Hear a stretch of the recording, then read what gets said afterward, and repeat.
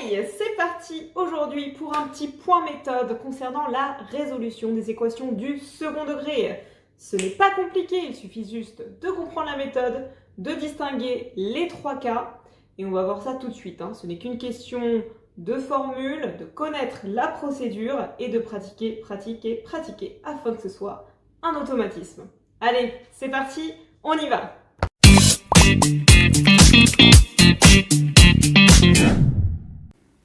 Allez, c'est parti pour résoudre une équation du second degré. Alors déjà, une petite définition. Une équation du second degré est de la forme ax carré plus bx plus c égale 0. Bien sûr, a, b et c sont des coefficients, sont des nombres réels, et il faut absolument que a soit différent de 0. Sinon, si a est égal à 0, ce n'est plus une équation du second degré. Ok. Donc ça, en général, l'équation du second degré est présentée sous cette forme, sous forme développée.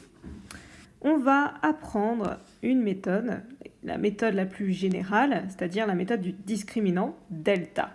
Delta, c'est ce petit triangle-là. Ok. Alors, première étape, on va calculer delta. Puis, en fonction de son signe que l'on va étudier, on va faire une interprétation, puis conclure. Allez, c'est parti, on commence avec tout de suite un premier exemple. Alors, j'ai bien une équation du second degré, c'est bien de la forme ax carré plus bx plus c. On peut très bien commencer par identifier a, puis b, puis c. Donc là, on voit bien que a égale 2. Ensuite, là, il n'y a rien à côté du x, mais c'est comme si on avait un x. Donc, b est égal à 1. 1 fois x, oui, donc b est égal à 1. Ensuite, le dernier terme qui n'a pas de x ni de x carré associé, donc ça va être moins 6, ça va être donc c. Hop, mais il faut bien prendre en compte moins 6 comme étant égal à c. Ok.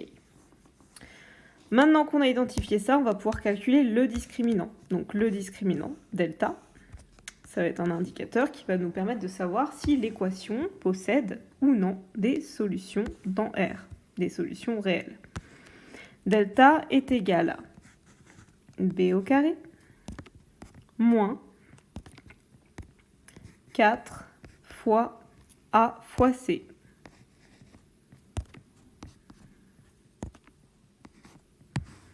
Ok, donc là, à ce stade-là, en fait, on a tout simplement, on n'a plus qu'à identifier. B au carré est égal à 1 au carré, donc ça fait 1, moins 4 fois 2 fois moins 6. Ok, surligné moins 6. Ensuite, on a delta égale 1. Attention, on voit qu'on a une multiplication de 3 nombres. Parmi ces 3 nombres, on a 2 nombres qui sont négatifs. Donc, le résultat va être positif.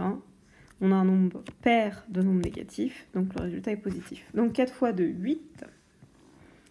8 fois 6, 48.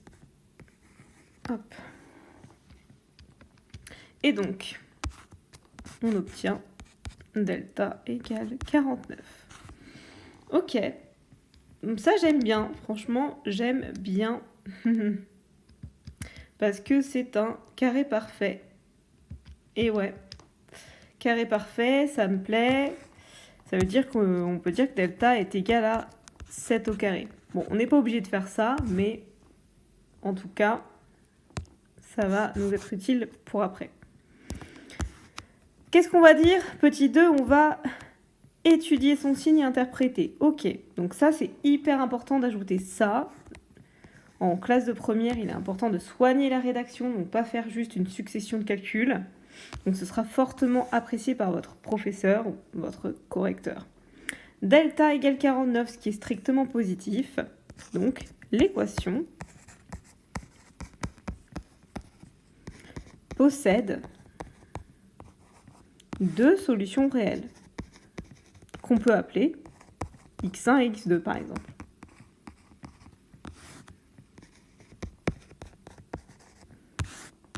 Voilà, c'est juste une petite phrase, hein, franchement. Donc, il n'y a pas de flemme. Hein. On écrit ça et ensuite, on a deux formules à connaître. Comment calcule-t-on x1 ? x1, ce n'est rien d'autre que moins b, moins racine de delta. Ok, donc je vais écrire ça. Moins b, moins racine de delta sur 2 fois a, 2a. A, je l'avais mis en vert. Ok, donc je fais attention, parce que c'est pas juste b, c'est moins b. D'ailleurs, je vais le mettre comme ça, hop. Donc si b est égal à 1, ça veut dire que moins b, ça va être moins 1. On est bien d'accord. Donc on a moins 1, moins la racine de delta. C'est pour ça que, en fait, 49, c'est archi cool. Parce que racine de 49, ça nous fait un nombre entier, 7. Alors, sur 2a, sur 2 fois a qui est égal à 2. Voilà, moi je remplace bien tout pour être sûr de ne pas faire d'erreur d'inattention, mais évidemment on peut aller bien plus vite que ça. On peut sauter quelques étapes. Hein. Moins 1, moins 7 sur 4. Hop. Et on va au bout du calcul, bien évidemment. Hein. Moins 1, moins 7, ça fait moins 8 sur 4. Et du coup, la première solution, c'est moins 2. Hop.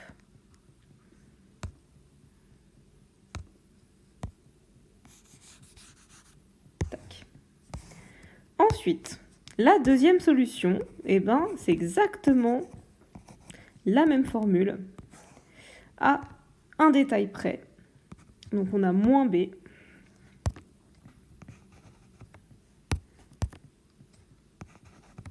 cette fois-ci, on a plus racine de delta sur 2a.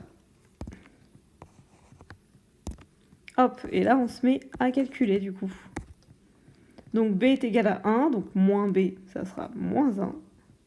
Plus, on a dit que racine de 49, ça faisait 7. Hein. Et ensuite, sur 2 fois 2, 4. Ok.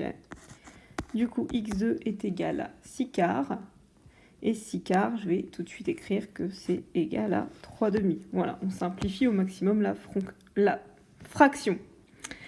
Et voilà, on encadre le résultat éventuellement. Moi, je souligne, je surligne. Et ensuite, il est important de conclure par grand S. Hein. Grand S, ça représente l'ensemble des solutions. Est égal à, on ouvre une première accolade. On commence du plus petit au plus grand. Donc la plus petite solution, c'est moins 2. Et la plus grande solution, c'était 3 demi. Et on ferme l'accolade. On a séparé les deux solutions par un point-virgule. Et c'est tout. Voilà, point barre. Donc ce qu'il faut retenir au final, c'est que on identifie ABC dans notre équation du second degré. On calcule le discriminant. On n'oublie pas du coup de connaître sa formule. Delta est égal à b au carré moins 4ac. Ensuite, on identifie le signe et donc on interprète. S'il faut, on calcule les solutions et on conclut avec grand S égale. Et ben, on va essayer de procéder de la même manière avec un deuxième exemple. Hein. Deuxième exemple. Alors déjà, on se dit, waouh, bizarre le truc. Déjà, c'est pas de la forme ax carré plus bx plus c. Là, on voit des parenthèses. Bon, on a quand même le égal 0. Alors, qu'est-ce qu'on fait dans ces cas-là ? On a envie de développer. Bah oui, on va développer. Donc, ça fait moins 8x carré, moins 4x, moins 1 égale 0. Et voilà, en fait, on était juste à une étape de se retrouver dans la forme développée, voilà. Et maintenant, dans cette forme-là, on connaît la procédure, donc c'est parti. On identifie A, B et C. Donc A, c'est moins 8. Voilà, tout ce qui est devant le x carré, c'est A. Hop. Ensuite, le B, c'est moins 4. Voilà. Et ensuite, le C, c'est moins 1. on fait bien attention à ça au signe. On calcule le discriminant delta. C'est parti. On connaît par cœur. C'est b au carré moins 4ac.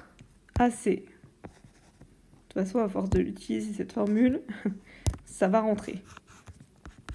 Alors, b au carré, on a donc b qui vaut moins 4. Voilà, on peut très bien l'écrire. Moins 4 au carré. Moins 4 fois a qui est moins 8. Hop. Fois moins 1. Et c'est parti, on va calculer. Moins 4 au carré. Ça fait 16. Ensuite, on a moins. On a une multiplication de 3 nombres négatifs. Donc, on a un nombre impair de nombres négatifs. Le résultat est donc négatif. Voilà. Et on a 4 fois 8 fois 1. Donc, ça fait 32. Donc, moins 32. Bim. Delta est égal à 16 moins 32. Donc, delta est égal à moins 16. Maintenant, on va regarder le signe. Donc, moins 16, c'est strictement négatif. Et là, comme delta est strictement négatif, on interprète l'équation n'a pas de solution réelle. N'a pas de solution réelle. C'est la règle.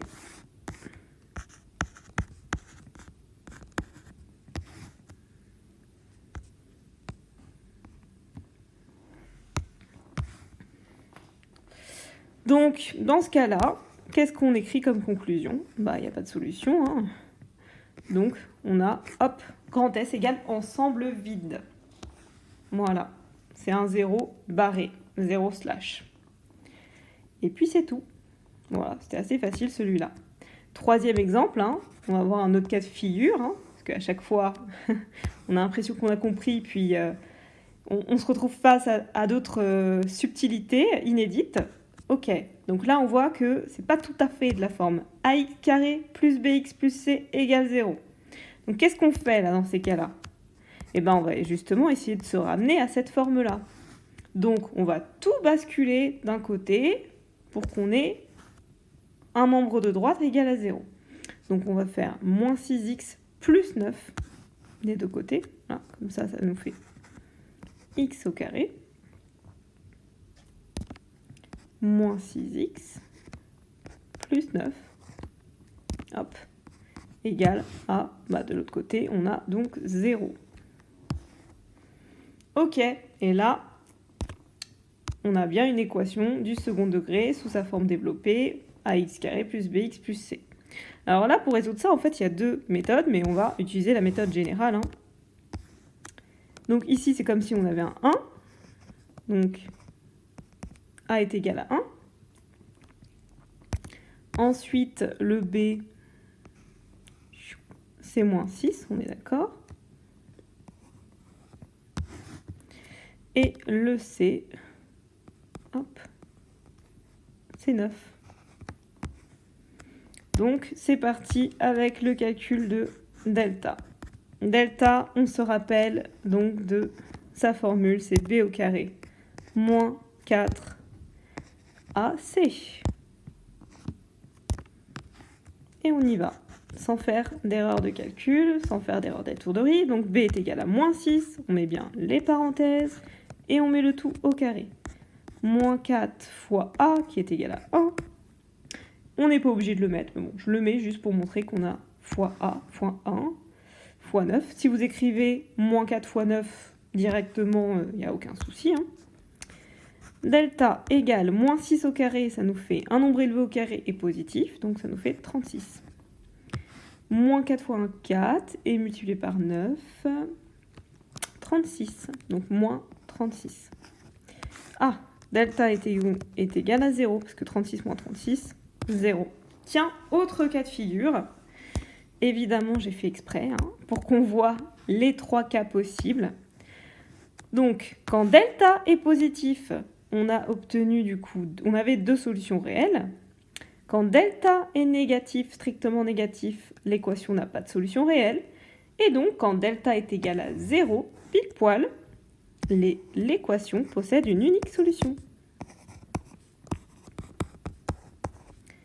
Voilà, donc c'est très important d'écrire ça. L'équation possède une unique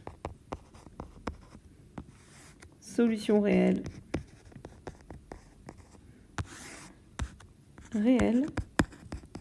Et on peut l'appeler x0 par exemple. Et x0 c'est égal à moins b sur 2a. Et oui, delta est égal à 0, donc moins b sur 2a. Voilà. Donc on va la calculer cette solution. x0 est égal à... Donc si b est égal à moins 6, b est négatif, ça veut dire que moins b va être positif. Donc moins b va être égal à 6. Et sur 2 fois 1, donc sur 2. Et au final, quand on calcule ça, ça nous fait 3. Donc, les solutions, en fait, il n'y en a qu'une. Singleton 3. Et voilà. Alors, je disais qu'il y avait une autre possibilité pour ça. Où est-ce que je vais la mettre? Je vais la mettre ici. Où on n'était pas obligé, parfois on n'est pas obligé de calculer discriminant. On peut se rendre compte que, tiens, la forme de cette équation, elle est plutôt sympathique. X au carré moins 6x plus 9 égale 0. Tiens, ça ressemble fortement à une identité remarquable. On se rappelle de ces identités remarquables, notamment la deuxième, a au carré moins 2ab plus b au carré égale 0. Et là, on identifie donc que si on factorise cette identité remarquable, voilà, on aura bien quelque chose de la forme a moins b au carré. Donc là, il faut juste identifier. Eh bien, le a, ce n'est rien d'autre que x. Et puis le b, ici, là, b au carré. Un nombre au carré qui fait 9. Ah, bah du coup, c'est 3 alors. 3 au carré. C'est 3. Donc, finalement, mon équation, ça revient à résoudre, en fait. X moins 3 au carré égale 0.